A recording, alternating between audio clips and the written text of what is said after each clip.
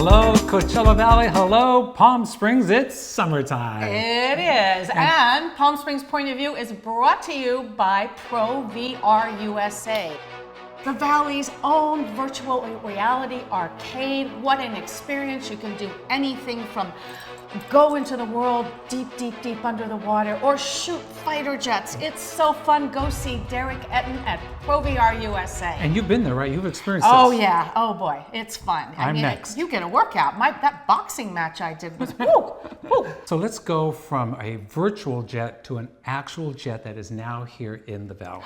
That's right. So, right, I got an opportunity to go to the Palm Springs Air Museum where the new F-117 Nighthawk jet is there on exhibit. It's a great thing for all of us here in the desert to see. Let's take a look at this clip. Okay. Hello, Coachella Valley. The F-117 Nighthawk has arrived here at the Palm Springs Air Museum, and you need to be here to check this out. To tell us all about the craft and how you can be part of the exhibit, I'm joined by Fred Bell, who is the Vice Chairman of the Museum Board of Directors. How you doing? Good, how you doing today? Good, thank you for having me. But I want our viewers to know, when you step inside this hangar, which is about 5,000 square feet, 5,000 feet, right. the machine welcomes you in. Oh, yes. It tells you that this is its place. This is an amazing look and an amazing feel to this machine.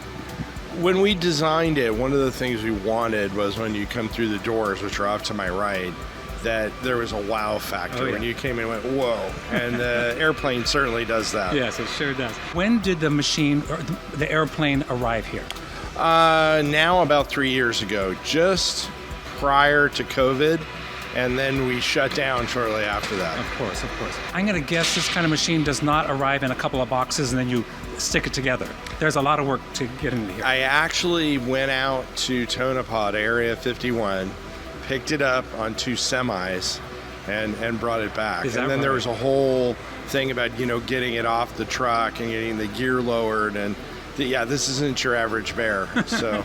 Now, I think probably a lot of our viewers know that this craft was a top secret craft, would have all kinds of top secret things, let's just say. What's not here anymore? Well, they have a thing called, the military does, called the demill process. And on the demill process, they determine what they're going to take off. And so they kind of strip it all off, and then what we have to do is make the airplane look like it flew. So we have to put stuff back on that kind of looks like it looked like when it flew. So it seems kind of counterintuitive, but it came out nice. And the process you're seeing now this is just prior to paint. The aircraft were originally black because they were painted with what's called a RAM, which is a radar absorbent material. That they took off. That's one of the things they didn't want out there. So we're at the point now with the hull of the airplane that we've got pretty much everything back on it, and we'll be painting it pretty soon. All right, sounds good. So tell our viewers, does it cost to come in to the museum? Does it cost to come see this exhibit? To see this exhibit, it's $1.5 billion. But no, only kidding. We all have that here in the desert, it's right? Like click. Everyone's going, well, we're not doing that. No, the $22 for adults, and then we have various discounts for military and seniors and things like that. The nice thing is kids 12 and under can get in free. Oh, great. That's always good. That's really kind of cool if you have a family and you're vacationing. We really want the kids to get inspired, and hopefully we get some future astronauts and pilots out of this. Yes, most definitely. I was able to touch the craft when it's finally painted and people can come in. Can they come in and knock on it to see what it feels like? They'll be able to, we won't let people get underneath it because it's got a lot of real sharp edges. Yeah. Yes. But they can come in and touch it. People are very tactile. Everybody wants to see what it feels like. Everyone wants to touch it, exactly. It's a human trait. And speaking of that, because we're here on a special day, we had an opportunity to go under the craft and look at the place where one of the bombs is at. Yeah, the bomb bays. So can you tell us a little bit about that? The bomb bays, this aircraft's sole role in life was to deliver bunker-busting bombs during the Cold War. And the Russians didn't know. They only built 59 of these. The Russians had no idea, the Soviets at that time, that these were working. And so what they were designed to do was penetrate Soviet air defense and they had these 2,000-pound bunker-busting bombs, and they would go in and take out these high-value targets. We were one of the first museums to get one. I think we were the second museum that actually got one. And how is that possible? Basically, the Air Force calls you up and says, "Would you like a stealth fighter?" Nice. And then the process begins because we had to show them, okay, we're going to build a hangar for it, and we're going to do all this interpretive work on it. And then the real fun began when it showed up, and we went, okay, now we've got this giant airplane we've got to restore. And it is a big machine. It is definitely a big machine. It is as big. The F-105 that we have in the inventory for a long time was the largest single-seat manned fighter in the Air Force inventory. This airplane's pretty close as far as its size. Well, thank you very much for having us here. To all of our residents and folks who are watching our show, the Palm Springs Air Museum is, as I mentioned, is a top museum here with all kinds of aircraft. This is just like icing on the cake here. Well, hey, we're happy to do it, and we're happy that you all are here. And how long will we be on exhibit for? Forever. Forever is a good time. I think we can all make that. Thank you for having us. Thank you. All right, we'll see you here.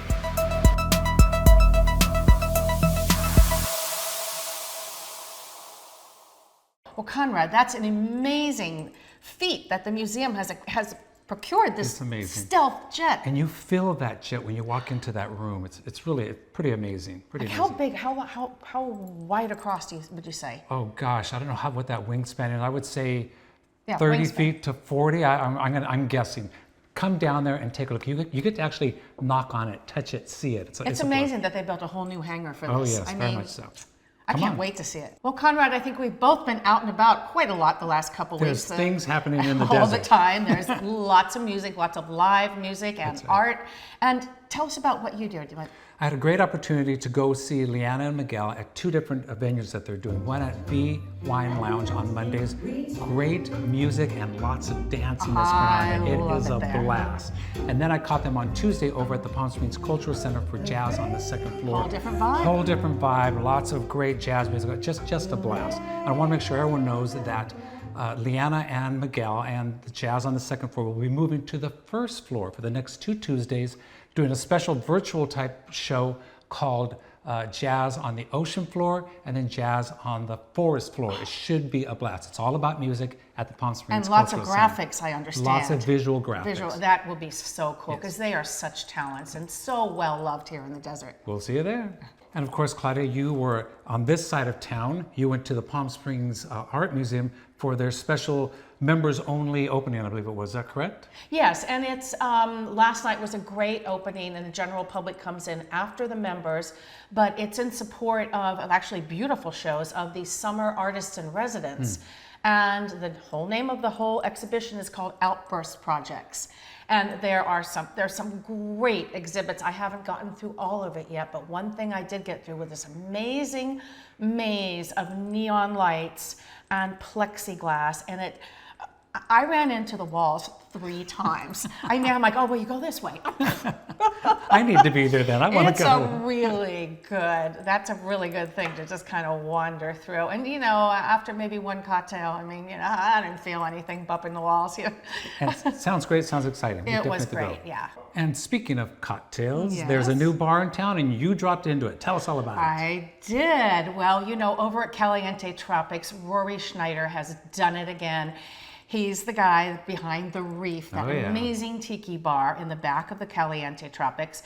And in the front, a whole new vibe, a nice soft vibe, but got a little nod to tiki too. But you think of the 70s and the 80s, it's called Le Fern. Yeah. Lots of ferns. And let's have a look at our little conversation and those cocktails. Well, as a woman in a certain era, I remember the day when I finally felt safe to walk into a bar because it was a homey experience full of, I don't know, respectable preppy men, knickknacks, and, oh yes, ferns. Yes. Well, we're at Le Fern, the newest creation by Rory Snyder at Caliente Tropics. Rory. Yes. Oh, welcome. Thank you very much. Wow. You have a nice cocktail there. I think I will grab mine. So, the Key Bowl close by. Yes, and tell us, what inspired you to open Le Fern in Palm Springs? I love, first of all, this location, which is the historic Caliente Tropics. It's been here since 1964. And of course, we have my tiki bar, The Reef, and we're doing Sancho's, the Mexican restaurant, which is a spin-off of what used to be Sambo's. Oh! That used to be at this location. It's by font only. But these days, I was born in '72, and Fern Bars are my generation. I love the Isaac, the Regal Beagle, Fantasy Island, the drinks of that era. We tried to recreate it in a Palm Springs tiki fashion, so we didn't bring back the glass lights. We brought back more of a tiki style. Well, you're such a creator in your own right, and I love how you set up this bar. And you've got every Sunday night, I think we're part of the Searsucker Society. The Palm Springs Searsucker Society. We've got this pin here. There you go. And this patch here. Woo. Okay, Le Fern, make your way to Le Fern. They're not just open on Sundays for Searsucker Society. You're open every day of the week. We open at 4 o'clock. We've got exceptional drinks, great comfort food from cheese sandwiches to hot wings, to blooming desert onions, to devils on horsebacks, and we have I didn't see that on the menu last week. Ooh. All original art, and most of the stuff in this house is custom, and we've got historical pieces of Palm Springs in here. So ask your bartender. Eyeball candy, but there is historical stuff in here that you would love to see if you're a completist of tiki or Palm Springs history. Well, it's beautiful, it's homey, and what is this drink you made me? That is the Key Bowl. Does that mean anything to you from the 1970s? No, but why don't you tell me about that? Maybe I fell asleep at the bar with my Harvey Wallbanger. The Key Bowl comes with a beautiful keychain, but Key Bowls is what you used to put your key in if you were a swinger in the 1970s. And have parties where everyone dropped their key and you didn't know who you're going home with. Okay, well, cheers. Cheers to all of you. Cheers to you, Rory. Thank you for joining us. Welcome to everyone to Le Fern, and stop by. You will love it. Thank you. Well, the Fern Bar, I definitely need to go there, and I need to have one of those drinks with the little keychain on it. Right? Drop it in the bucket. Drop it in the bucket. You never know who you're going to get. Exactly. And I don't know if I think a lot of our viewers know that I'm an actor also. One of my first independent films I ever did was there at Caliente Tropics. Really? Called Phoenix, if you want to catch it on Netflix or Prime or one of those. It doesn't sound very tiki. I wonder what this is all about. Check it out and see. All right, so thank you for joining us. Again, there's lots happening here in the desert. Oh, we have a lot to cover. Things are opening night and day here. Night and day, that's right. New restaurants, lots of new things, new hotels. No one seems shy about opening in the middle of the desert summer steam. Monsoon. It is hot here, but just another day in the desert. Yeah, we'll be back real soon. Thanks a lot and stay cool.